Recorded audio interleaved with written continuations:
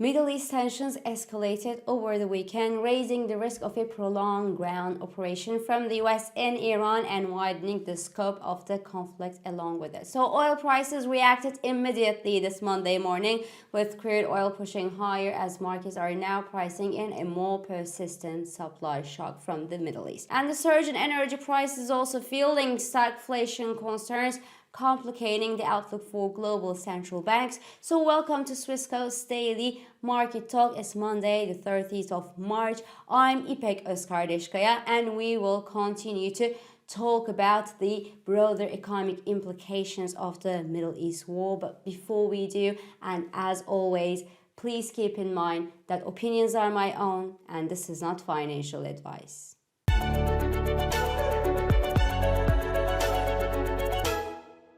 This show is brought to you by Swissquote.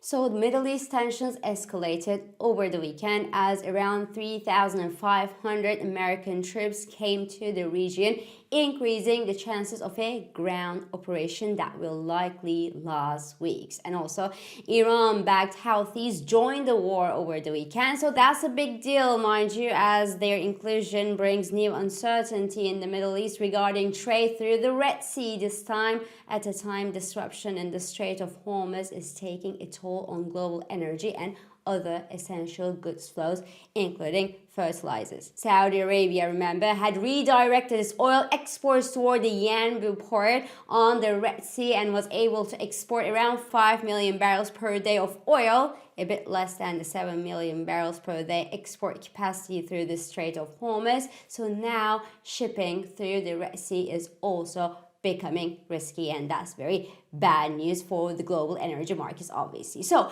escalation and expansion of the Middle East conflict sent crude oil and aluminum prices up at the weekly opening bell. Aluminum prices jumped more than 5% in Asia after news that Iran struck aluminum producers in Bahrain and United Arab Emirates over the weekend. US crude approached the $105 per barrel level before retreating slightly to just below the $103 per barrel level at the time I'm talking here this morning, while Brent crude flirted with the $110 per barrel mark. Now there are bets that crude could rise to $150 per barrel and even to $200 per barrel levels if the war in the Middle East doesn't end quickly.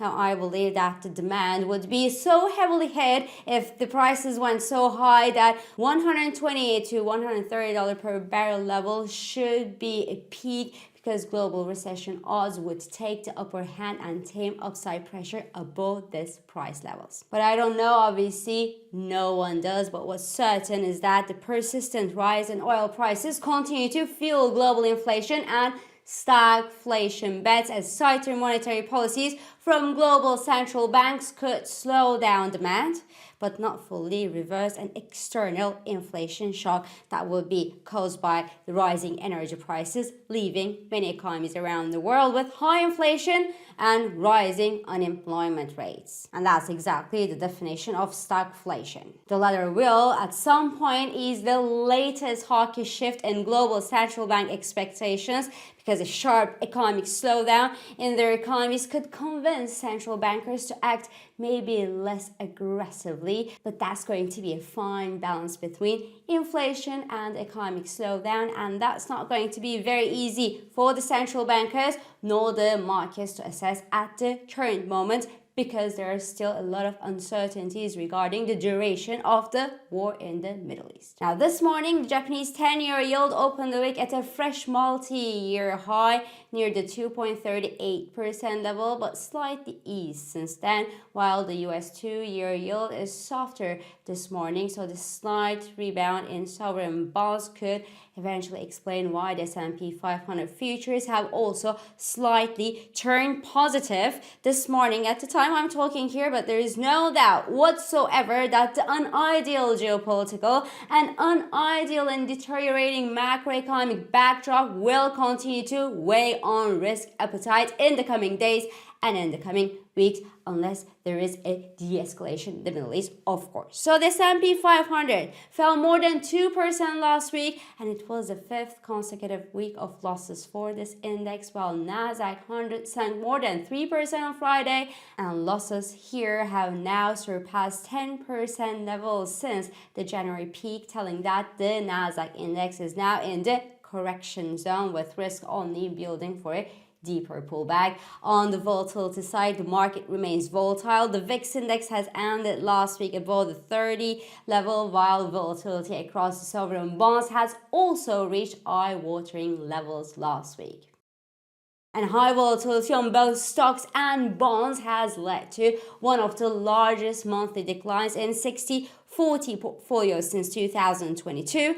Last week's weak treasury auctions in the US only came as a confirmation that investors remain worried and they're not necessarily in appetite to buy stocks nor bonds right now. And that's because inflation expectations are rising right now due to the rising oil and energy prices, but also because investors are worried that the geopolitical tensions of today mean higher military spending, so higher government debt tomorrow. And if you look a little bit more in detail inside technology, CrowdStrike has become the latest victim of AI anxiety. The stock fell nearly 6% on Friday after Anthropic said that its Mythos AI model has advanced cyber capabilities, decreasing the need for extra cyber security. Meta also tanked 4%. The sell-off followed the ongoing legal problems regarding the addictive nature of these social media platforms harming young users, but the latter are likely just a trigger and not the main cause of the 4% drop, because investors have been growing uncomfortable with massive AI spending from these big technology companies, remember, that are increasingly financed by debt. And indeed, we have seen a similar drop across other Magnificent Seven stocks as well, which are not necessarily social media companies. I'm thinking of Amazon, for example, that doesn't have the same social media and legal issues, but was also down by almost 4% on Friday. So this week, investors will continue to watch the Middle East developments, obviously, oil and energy prices and their impact on inflation and central bank expectations. In the FX, the US dollar has pushed above the 100 level recently, helped by safe haven demand, but also higher oil prices. But gains here have been limited this morning as the dollar yen, for example, bounced lower after shortly trading above the critical 160 level, a level that makes Japanese authorities uncomfortable and highly likely to intervene. And indeed, the country's FX chief Mimura said that they could actually take bold action in the FX markets if the Japanese yen's depreciation continues. This actually confirms that there is no more juice left to be squeezed out of the dollar yen to the upside, as speculative positions don't have enough margin to tolerate a currency intervention from the Japanese authorities. Of course, this doesn't change the fact that the yen will certainly remain under pressure against a stronger US dollar, but any FX intervention or threats of intervention will tame speculative shorts here. Elsewhere, the Indian rupee also posted a strong gain today on central bank intervention. Now, this kind of FX interventions to curb the dollar's strength at a time oil prices have taken a lift could eventually slow down the dollar's appreciation, but what could eventually reverse it is 1. De-escalation in the Middle East, and 2. the divergence between the Fed and the other major central banks that are a little bit more hawkish than the Fed. Because remember, the Fed has a dual mandate. It must ensure price stability in the US, but also a healthy jobs market. So any further softening in the US jobs market could help ease the hawkish Fed expectations moving forward. This week, the US will reveal its latest jobs data, and even though the Western markets will mostly be closed for Good Friday on Friday, the economic data from the US will still come out on Friday and is expected to show just around 56,000 new non-farm job additions in the US economy last month.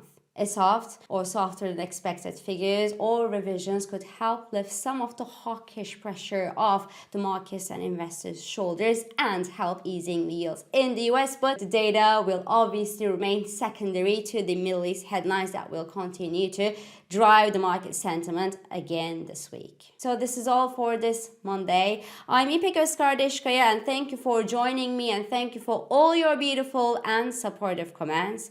I hope this episode of Market Talk has been helpful and it has been insightful to you. So please do not hesitate to leave your comments, your reactions, and your questions below as usual. Follow us on Instagram, on X, on LinkedIn, but also on WhatsApp, Threads, Telegram, and Blue Sky for regular market updates. Subscribe to our YouTube channel for daily market comments, and please don't forget to hit the like button on these videos to let us know that you enjoy them. So I will meet you again tomorrow, and until then, good day trading. Trading and investing carry risks, including capital loss. CFDs in digital assets are volatile and not suitable for everyone. Swissquote assumes no responsibility for accuracy or losses from its use. Products and services are offered only where legally permitted.